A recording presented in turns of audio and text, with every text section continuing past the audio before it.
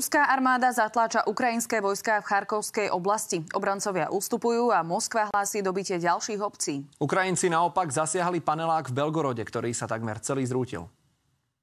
Na videu vidieť, ako strela trafila budovu v ruskom pohraničnom meste. Jej veľká časť od 10. po 1. poschodie sa takmer okamžite zrútila k zemi. O život prišlo podľa ruských médií najmenej 7 ľudí, ďalších 15 je zranených.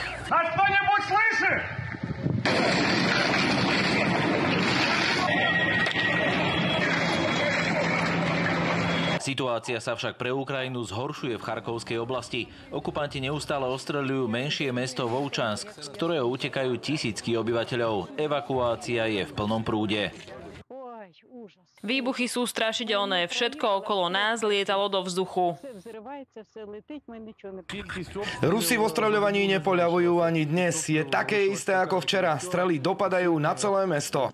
Ukrajinská armáda sa po ruskej ofenzíve už stiahla z niektorých pozícií severne od Charkova. Kyjev tvrdí, že Rusi umierajú v húfoch, no napriek tomu útočia a postupujú.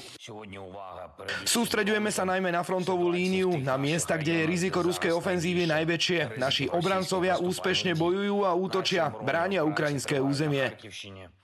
Ukrajina vytlačila ruské vojská z väčšiny Charkovského regiónu ešte v roku 2022, pár mesiacov od začiatku invázie. Teraz sa však okupanti vracajú a pomaly postupujú.